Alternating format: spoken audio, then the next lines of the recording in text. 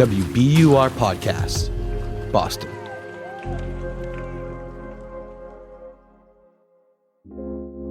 I'm Daryl C. Murphy, and you're listening to The Common. Carrie Jung, welcome to The Common. Daryl, I'm excited to be here. Oh, we're excited to have you. So let's jump into the story you have for us. You are a WBUR senior education reporter, and you have a story about one school district's efforts to support families in need of translation or interpretation services. So tell me about this district. Where are you taking us today? So in this story, I took you particularly to Brockton. And the reason I took you there was because it was one of a handful of districts in Massachusetts where there's about 50% or more of the students that speak a language other than English at home. Okay. So Brockton's, like I said, not alone in that. There's a handful. So like Everett has 71% of students that fall into those categories. Worcester sits at 59%. Boston's about 49%. But Brockton also, has a really unique program from what I can tell in that they have a central location that's easily accessible to parents that has translation and interpretation services that are just really easily accessed. Most of the translators and interpreters sit in this building. There's a few exceptions, but for the most part, they're all there. And they are in a kind of nondescript office building near the mall that the district rents. And when you walk inside, though, it's definitely way different than you would expect from just sort of this office park kind of setting, because there's phones constantly ringing and there's people speaking in multiple different languages. They are related to the school, so they're there to help parents navigate the school system if they don't speak English. But what you end up hearing there is really just these people assisting parents with any number of things, whether it's directly school-related or something. I remember when I was there, a parent was asking one of the interpreters for help filling out a job application because she was recently unemployed and is trying to get a new job. Mm-hmm. And these interpreters, translators, they're called bilingual community relations facilitators, right? Yes. Tell me about, what's a typical day like for them? What kind of tasks are they dealing with? Well, it can really range depending on the parent need. Specifically, they mostly work with, school-related issues. So a child's home from school sick, so their parent calls this center, speaking the language that they're comfortable in to this particular translator, and then the translator-interpreter will forward along the information to the schools. It could be, there's a disciplinary hearing or a special education meeting, something that has really high stakes in education. That's really where this staff kind of shines, because then parents can go in knowing they're going to understand what is happening in this really meaningful meeting. They also do some totally non-school related things, like I was saying, helping a parent fill out a job application, helping them find funding for one family I heard called in saying, I'm moving. Can you point me to organizations that offer financial assistance to help me out with this? And they do all of it. You went to Brockton to see this for yourself. Tell me about some of the facilitators you met. Yeah, so I got to talking to quite a few of them. Most of them, you could tell, just really loved their jobs. Yeah. Whether it was being able to speak multiple languages, I could tell that the relationship with parents was one of their favorite aspects. Several people told me that, actually.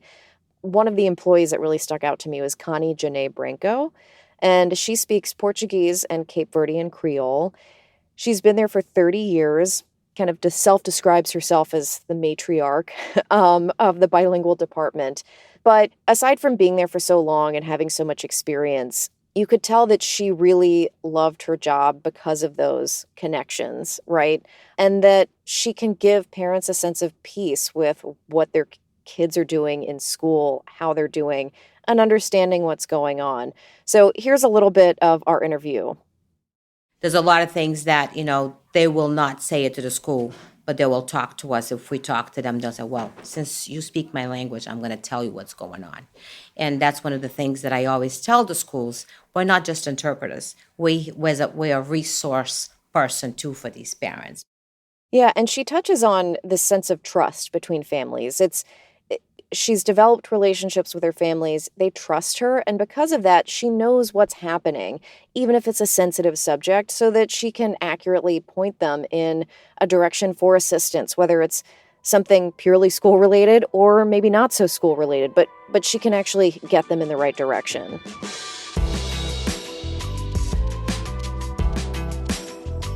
We're going to take a quick break, but we'll be right back.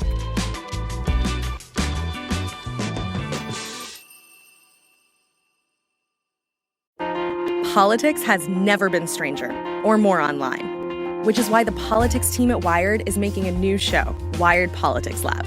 It's all about how to navigate the endless stream of news and information and what to look out for. Each week on the show, we'll dig into far-right platforms, AI chatbots, influencer campaigns, and so much more. Wired Politics Lab launches Thursday, April 11th. Follow the show wherever you get your podcasts.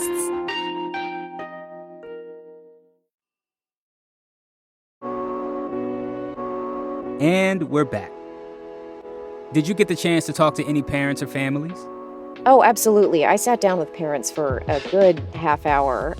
Different folks filed through. The district had to let parents know who typically utilize the bilingual department that a reporter would be stopping by and that I'd be recording just in case they were coming by with something sensitive, right, that they didn't want recorded or caught on tape somehow. And so, of course, some people probably stayed away because of that. But that announcement actually brought one parent to me specifically because she loved the center so much, because it meant so much to her and they've helped her so much in the past. Her name was Arachuza de Silva, and she came in to tell me that the interpreters and translators there had just made her life so much easier at the school system, so much so that when she thought about maybe moving to a different district because housing was more affordable, she chose not to. It's been such a great thing because sometimes her English is not very good and sometimes she tries to express herself and they don't understand it. They get it in another way. So having somebody that really understands her language, it has been very helpful to help her in the school. And as you can tell, that was Connie Janae Branco jumping in to interpret. So that's who you're hearing kind of dubbed over her there at the end. Carrie, this story to me speaks to how vital schools are in our communities. Did anybody make that point during your reporting? Well, several people definitely did. The one interview that sticks out to me talking about that was actually with the superintendent. And I had asked him, this is a school-funded, city-funded, thing. And so is that allowed? I went in thinking okay, if it's school-funded, you have to stick with school-related things, right? And he said, really, everything is school-related if you think about it, because if we're helping a parent, like the woman who was there with help with the job application, if she's employed and is getting regular income for her family, the family's more financially stable, there's less stress in the home, that eventually means that the child's less stressed and does better in school. If the family is just well situated, they have all of their needs met, it really does pay dividends in terms of schoolwork. Kids just do better. Are other districts in Massachusetts paying attention to this? The superintendent told me that he has been talking to several other districts. I know the bilingual department chair also told me that as well, that, people are wondering, how's this working? How much does it cost? That kind of thing. There was a documentary that stopped by a little while ago from Colorado, and that they had mentioned this kind of thing, this all-encompassing kind of service is not something that they had seen very often. And so, the district says they are in communication with others and they're happy to share what they've learned because immigrant families, immigrant students are the fastest growing population in schools right now. So the demand for this is only going to grow. Well, Carrie, thank you so much for bringing us this story. It is really, really interesting, and so we really appreciate it. I am always happy to talk about the places I've been on this beat, so thanks for having me. That's WBUR senior education reporter Carrie Jung. And that's our show for today. Thank you so much for listening to The Common. If you have any thoughts on this episode, please give us a shout on Instagram at WBUR The Common. You can also send us an email at thecommon@wbur.org.